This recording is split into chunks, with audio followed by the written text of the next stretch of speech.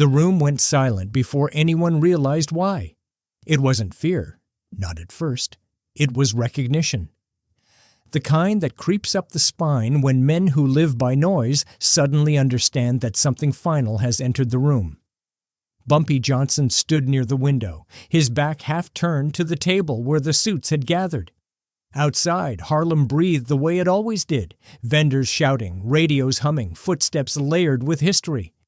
Inside, the air was heavier, thick with cigar smoke, old grudges, and the unspoken tension of men who had traveled a long way to hear a message they already suspected they wouldn't like. This wasn't a meeting about money, or territory, or even blood. This was about boundaries. The Italians had come uptown quietly. No entourage, no unnecessary muscle. Just enough presence to show respect, and enough confidence to suggest they still believed Harlem was something they could lean on when it suited them. Bumpy let the silence stretch. He didn't rush moments like this. Rushed moments belonged to men who needed to prove something. He didn't. When he finally turned, his face carried no anger. No smile, either. Just a calm, settled expression, like a judge who had already reached his verdict before the lawyers finished talking. "You didn't come all this way to drink my coffee," he said evenly. "So let's not pretend." One of the Mafia representatives shifted in his chair. A made man from downtown. Clean suit. Controlled voice. Used to rooms bending slightly when he spoke.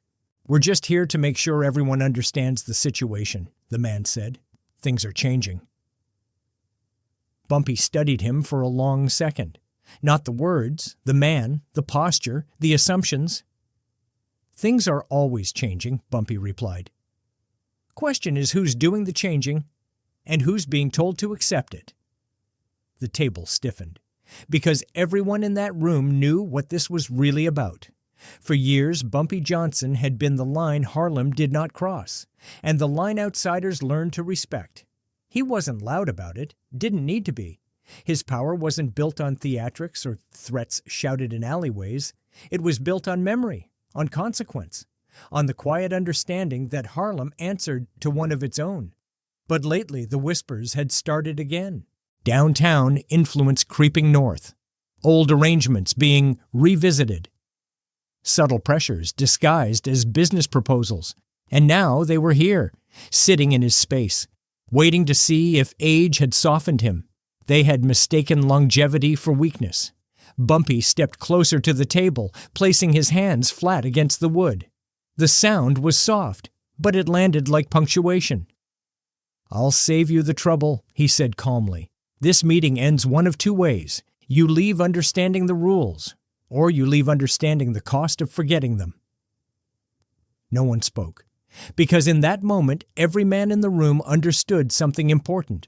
This wasn't a negotiation. This was a final message. Harlem had learned long ago how to read the weather of power. You could feel it in the way shopkeepers locked their doors earlier than usual, in the way numbers runners lowered their voices, in the way old men on stoops stopped talking when unfamiliar cars rolled too slowly down Lenox Avenue. Something was moving beneath the surface, and when that happened, people looked to one name for balance: Bumpy Johnson. By the time of that meeting, he was no longer just a man. He was an institution, a fixed point in a neighborhood that had been tested by landlords, politicians, police commissioners, and mob bosses who all believed Harlem was something to be extracted from, not protected. He had grown into that role the hard way. Born with a temper he learned to master, sharpened by prison years that would have broken lesser men, Bumpy returned to Harlem with a discipline that frightened even his allies. He dressed with intention, spoke with precision, every move calculated, not to dominate through fear, but to control outcomes through inevitability. You didn't cross Bumpy Johnson because of what he might do. You didn't cross him because of what always followed. The Italians knew his resume. They'd studied it. The years he kept Harlem insulated from outside predation. The deals he honored, the lines he never crossed, and the ones he enforced without apology. Even the commission downtown had come to accept an uncomfortable truth. Some territories were better left governed by their own kings. But time makes men curious, and curiosity breeds arrogance. Downtown had changed leadership. New voices. Men who hadn't lived through the old consequences. Men who believed respect could be renegotiated if enough years had passed. They were wrong. The social climate up north was already strained. Police pressure was increasing. Federal eyes were watching everyone. Harlem didn't need instability, and Bumpy had made that clear more than once. Which was why the meeting mattered. Because this wasn't about a single operation or a disputed route. It was about whether Harlem would remain sovereign or become another ledger line. Back in the room, the Mafia representatives exchanged glances. They were beginning to understand the miscalculation. This wasn't an aging boss clinging to relevance. This was a man preparing to draw a line that couldn't be misunderstood. "We're not here to disrespect you," one of them finally said. "We're just adjusting to the new climate." Bumpy nodded slowly, as if considering the phrase. "Climate," he repeated. "Funny thing about climates, storms don't announce themselves, they just arrive." He walked back to the window, looking out over the street he'd defended for decades. Men down below didn't know his name, but they lived under the protection of the order he maintained. "When Harlem feels pressure," Bumpy continued, still facing away, "it bleeds, and when it bleeds, everybody notices, including people you don't want noticing." He turned back, eyes sharp now. "So before we talk adjustments," he said, "you need to understand something." The room leaned in without realizing it. "I don't send warnings twice." That was when the real tension began to surface. Because the men at the table were starting to realize this wasn't a discussion about business. It was a test of authority. And the answer was about to cost someone something. The challenge never announces itself loudly. It arrives disguised as reason, as compromise. As men in clean suits using careful language to mask an old instinct, the belief that power belongs to whoever presses hardest at the right moment. That belief had carried the Mafia a long way. And now it had brought them to Harlem, sitting across from a man who had outlived more power grabs than they could count. The oldest of the Italians finally spoke. His voice carried experience, not arrogance. He had survived long enough to know when conversations turned dangerous. "We respect what you've built," he said, "but respect doesn't freeze time. Harlem isn't isolated anymore. The city's changing. The money's changing. If we don't adapt, somebody else will." Bumpy studied him carefully. This man wasn't here to threaten. He was here to probe, to see if Bumpy would blink. "You're right about one thing," Bumpy said after a moment. "Time doesn't stop." He stepped closer again, his shadow falling across the table.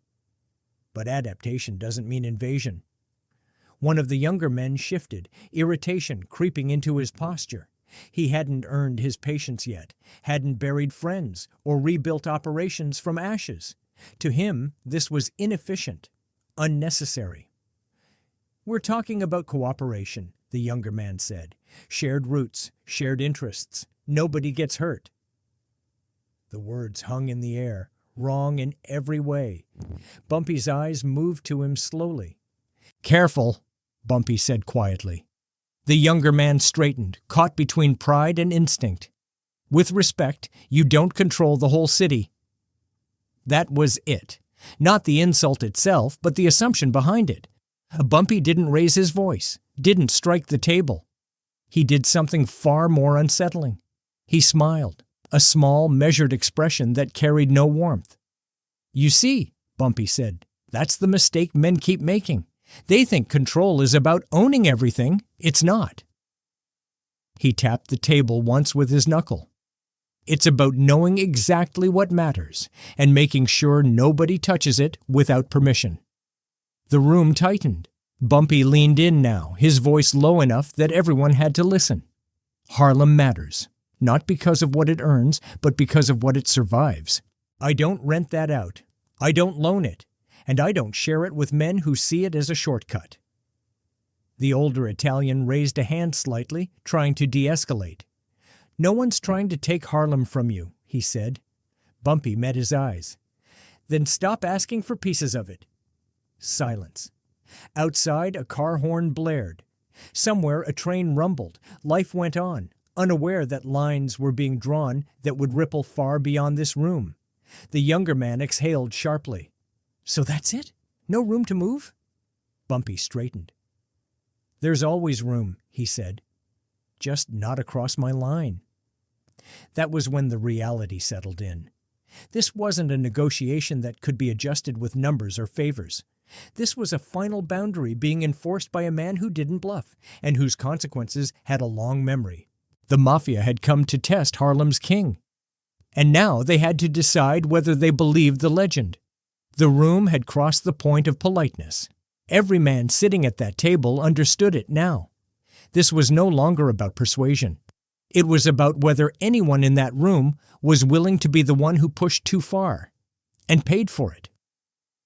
The older Italian leaned back slowly, measuring the distance between pride and survival. He had seen moments like this before, not often, but enough to recognize when a man wasn't posturing. "You're asking us to walk away," he said carefully, "after years of shared understanding." Bumpy nodded once. "I'm telling you to stay where you belong." The younger man scoffed under his breath. It was subtle, but not subtle enough. Bumpy's eyes snapped to him instantly. "Say it out loud," Bumpy said. The room froze. The younger man hesitated. His mouth opened, then closed. Ego wrestled with instinct. Finally, he spoke. "You're one man," he said, "against organizations that don't forget." That was the moment. Not because of the words, but because of the belief behind them. Bumpy stepped back from the table, straightened his coat, and spoke with a calm that carried more weight than shouting ever could. "You think I'm standing alone," he said. "That's your second mistake." He walked to the window again, gesturing toward the street below. "You see that neighborhood?" he continued. "Those businesses, those families, that quiet order you don't have to manage?" He turned back slowly. "That's not fear. That's understanding." No one interrupted him now. For 30 years, men have tested Harlem. Politicians, police captains, mob bosses who thought distance made them invisible. Every one of them believed what you believe, that consequences end at borders. Bumpy leaned forward, resting both hands on the table again. "They don't." His voice lowered. "You do something here, and the answer follows you home." The younger man's face tightened. "Is that a threat?" Bumpy shook his head. "No," he said. "It's a message." The older Italian raised both palms, finally conceding the moment. "We hear you," he said. "No expansion, no pressure. Harlem stays as it is." Bumpy held his gaze for a long second longer than necessary. "Good," he said, "because this conversation doesn't repeat itself." Chairs scraped softly as the Italian stood. No insults, no final words, just controlled exits, the kind men make when they understand they've brushed up against something immovable. At the door, the older Italian paused. "You've made your point," he said. "Even downtown will hear about this." Bumpy didn't look away from the window. "They always do," he replied. The door closed, and in that silence, something settled into place. The Mafia had come seeking leverage. They left carrying a warning, and Harlem, without firing a shot, had just been reminded who still spoke for it. The effects were immediate, though few could trace them back to that quiet room in Harlem. Roots that had been accidentally encroached upon were suddenly respected again. Middlemen who had been pushing too aggressively found doors closing without explanation. Downtown whispers softened, then stopped altogether. No announcements were made, no public statements issued. That was how Bumpy Johnson preferred it. Power that needed to explain itself was already weakening. Within Harlem, the shift was felt in subtler ways. Shop owners slept easier. Street disputes de-escalated before they turned violent. The balance, fragile but real, returned. Men who lived by the street's rules understood what had happened without needing it spelled out. Bumpy had spoken, and more importantly, he had been heard. Police pressure eased too, not out of kindness, but out of calculation. Federal agencies had learned over the years that destabilizing Harlem came with consequences that spilled outward. When Bumpy maintained order, chaos didn't need to be cleaned up.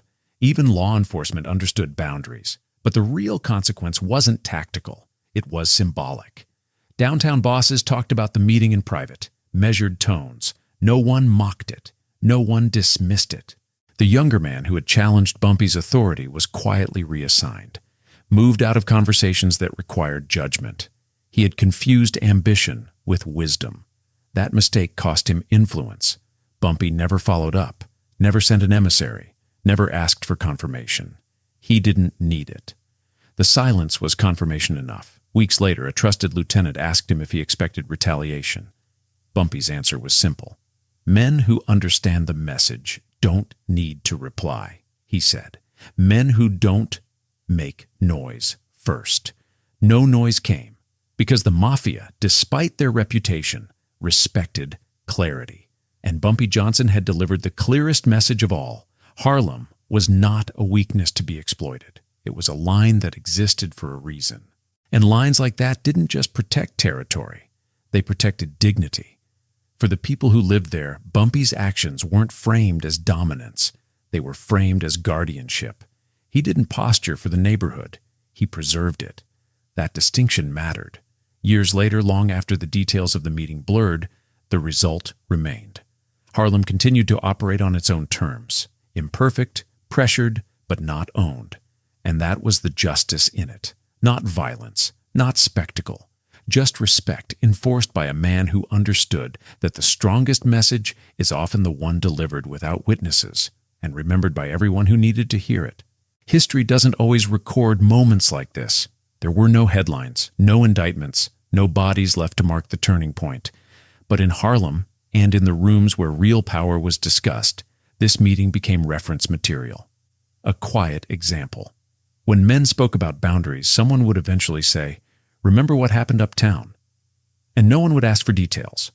Bumpy Johnson's reputation shifted after that, not louder, but deeper. He was no longer just the man who held Harlem together through force of will and consequence. He became the man who could end a conversation before it turned into a war. That kind of authority is rare. You don't earn it by being feared. You earn it by being understood. By the late years of his life, Bumpy moved differently. Slower maybe, but never softer. His presence alone carried enough history to make even seasoned operators measure their words. He didn't need to remind people of what he had done. Memory did that for him, and Harlem remembered. Older men told younger ones that Bumpy wasn't just muscle. He was restraint, that he knew when not to act, that he understood the cost of chaos better than anyone who profited from it. That final message to the Mafia became part of that lesson. It wasn't about intimidation. It was about permanence. Bumpy had made something clear that couldn't be undone. Harlem would not be absorbed, diluted, or negotiated away. It would stand on its own terms for as long as someone was willing to protect it without needing applause. When Bumpy Johnson eventually passed, there were those who expected the balance to collapse. It didn't, because real legacies don't vanish when the man does. They linger. In the rules, people continue to follow. In the lines, they don't cross. In the respect that remains even after the voice that demanded it has gone silent.